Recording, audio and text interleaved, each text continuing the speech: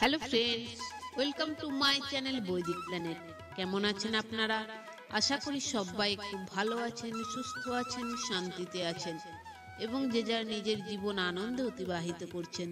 বন্ধুরা, আমার এই চ্যানেলে সহজ বাংলা ভাষায় বিভিন্ন প্রকার হিন্দু শাস্ত্র যেমন বেদ, উপনিষদ, পুরাণ, রামায়ণ, মহাভারত, গীতা ইত্যাদি বিভিন্ন প্রকার ধর্মগ্রন্থ নিয়ে আলোচনা করা হয়।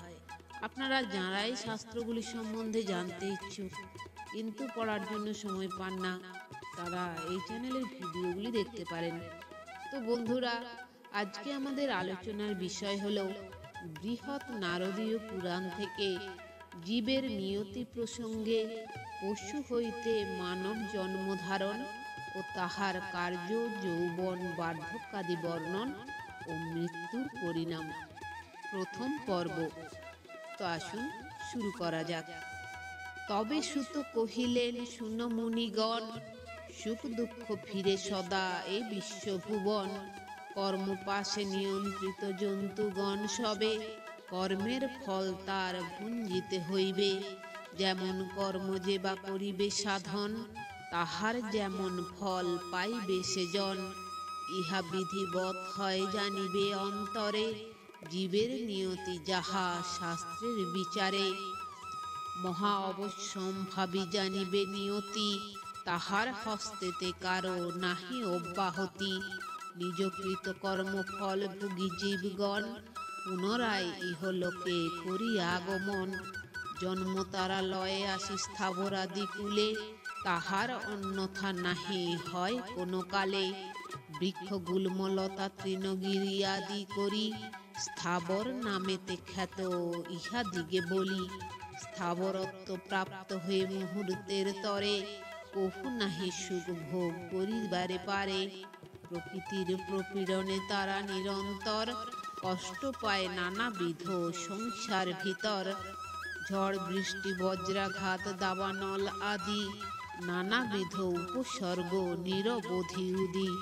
তাহাদিগে ক্ষণে ক্ষণে কর এ সংহার, তাই বলি তাহাদের সুখ কোথা আর। প্রত্যহ হেরি যাহা দীর্ঘ তরুবর, হয়তো বা উঠি কভু ভয়ানক ঝড়। সমূলে উৎপাটিত করিবারে পারে, কিংবা দগ্ধ হতে পারে অশনি প্রহারে। হয়তো উত্থিত হয়ে মহাদাবানলে, বিদগ্ধ করিবে বৃক্ষ হেরিবে সকলে। শুন ওহে মুনিগণ আমার বচন, কালেতে যে বৃক্ষ ছিল অতি উচ্চতম। বিচূর্ণ হইয়া তাহা পরম অনুতে, অবশ্য হইতে পারে পরিণত হতে। জীবনী শক্তির লোক কিন্তু নাহি হয়, পায় তারা পশুজনী কালেতে নিশ্চয়। তদবস্থা কালে মাংস করিয়া ভক্ষণ, জীবন ধারণ করে শুন মুনিগণ। আবার কখনো করি কন্দাদি আহার, জীবন ধারণ করে সংসার মাঝার।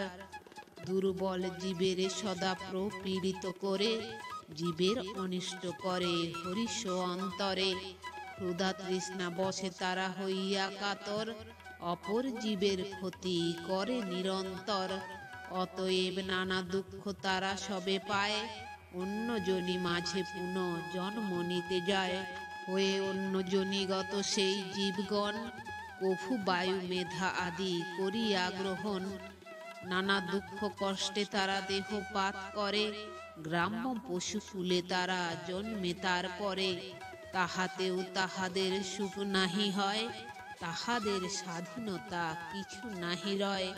মানবের অত্যাচারে তাহারা সকলে, আবদ্ধ হইয়া রহে সতত শৃঙ্খলে। তাড়িত লাঠিতে হয় সদা সর্বক্ষণ, প্রায় নিহত হয় শুন মুনিগণ। স্বজাতি বিয়োগ রূপ দুঃসহ যাতনা, তাদিগে ভুগিতে হয় কিবা সে লাঞ্ছনা। কিন্তু আহা কি করিবে তাহারা সকলে, সমধিক বলি নর সংসার মাঝারে। হেন মতে বহুজনী করিয়া ভ্রমণ, তারা ক্রমে লাভ করে মানব জনম। না হয় সহজে কিন্তু সে জন্ম আবার, কিছু যদি পূর্ণ করো জীবন মাঝার। দুর্লভ মানব জন্ম তবে তারা পায়, মনুষ্য হয়েও তারা সুখ নাহি পায়। প্রথমে নিকৃষ্ট কুলে লভয়ে জনম, কর্মফলে ক্রমে কুল পায় উচ্চতম। ক্রমে তারা বেদ আর চণ্ডাল চামার, রজক কুমার পরে হয় স্বর্ণকার। তাঁতি বেনে জটাশিক আদি কুলেতে, জনম ধারণ করে করম বশেতে। তাহাতেও তাহাদের নাহিক নিস্তার, রোগ শোক দুঃখ কষ্ট পায় অনিবার। তাহাতেও কাহারো বা নয়নের হেরি, থাকে না এক এক অঙ্গ যায় বলিহারি। অথবা আধিক্য হয় অঙ্গের কাহার, সেসব হেরিয়া হৃদে লাগে চমৎকার। কেহ কানা কেহ খঞ্জ বোবা কেহ হয়, অন্য কোনো অঙ্গ বেশি কারো কারো রয়। কেহ বা বধির হয় অন্ধ কোনো জন, এক হস্ত এক পদ হয় দর্শন। কেহ কেহ শিরোভাগে হয় নিপীড়িত, উদরাময়ে বা কেহ অতীব দুঃখিত। হৃদয়ে বেদনাকারে করে বা কাতর, ছটফট করি কষ্টে থাকে নিরন্তর। এই তো কষ্টের কথা করিনু বর্ণন, যেরূপ জনমে তাহা করহ শ্রবণ। নারী সহ পুরুষের সঙ্গ যবে হয়, জরায়ু মাঝারে শুক্র পশে সে সময়। তাহে জীব কর্ম বসে তাহার সহিতে, প্রবিষ্ট হইয়া থাকে জরায়ু মধ্যেতে।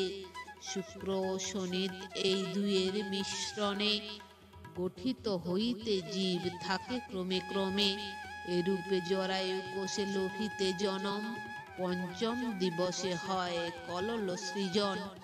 কলল উৎপন্ন হয় অর্ধ মাস হলে, প্রদেশ প্রমাণ হয় এক মাস গেলে। তারপর বায়ু বসে লভয়ে চেতন, তাপ ক্লেশে জঠরেতে হয় জ্বালাতন। যাতনা সহিতে নারী জননী জঠরে, নড়িয়া বেড়ায় আহা তাহার ভিতরে। 2 মাস পরিপূর্ণ হলে পরে তার, জঠর মাঝারে ধরে মনুষ্য আকার। 3 মাস পূর্ণ হলে কর চরণাদি, হয় সেই অবয়বে সুসজ্জিত অতি। তারপর 4 মাস অতীত হইলে, অঙ্গ প্রত্যঙ্গাদি হয় সেই কালে। 5 মাসে নখাদির হয় রেখাপাত, 6 মাসে ফুটে তাহা আকৃতির সাত।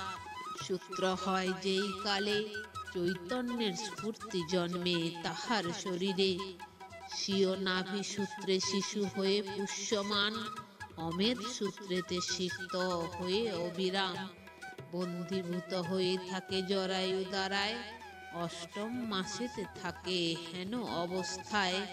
তখন মাতার কটু অম্ল ও লবণ, উষ্ণ রুক্ষ আদি রসে শুন মুনিগণ।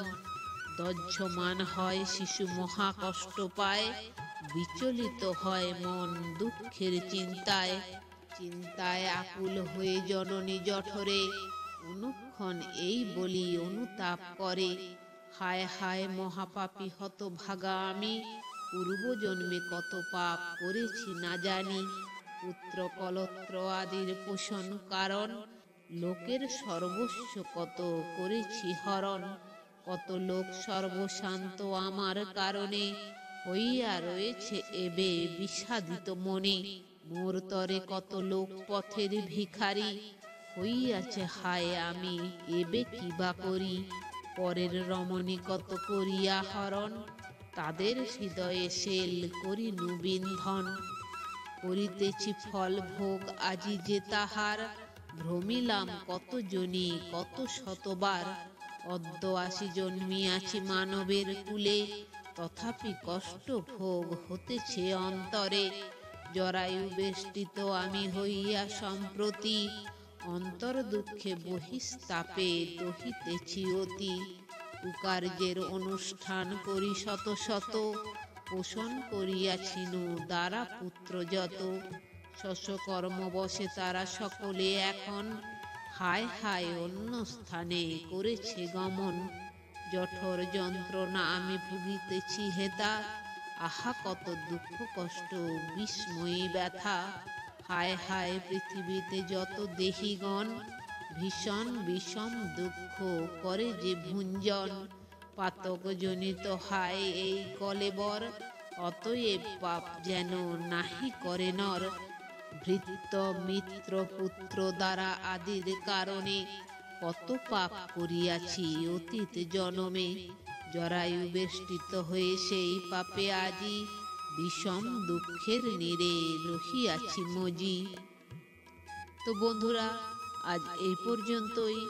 ভিডিওটি যদি ভালো লেগে থাকে তাহলে লাইক কমেন্ট শেয়ার করে আপনার প্রিয় মানুষদেরও দেখার সুযোগ করে দেবেন, এবং এই ধরনের ভিডিও আরও দেখার জন্য চ্যানেলটি সাবস্ক্রাইব করে পাশে থাকা বেল আইকনটি প্রেস করে দেবেন পরবর্তী ভিডিও নোটিফিকেশন পাওয়ার জন্য। সবাই ভালো থাকবেন, সুস্থ থাকবেন, আনন্দে থাকবেন।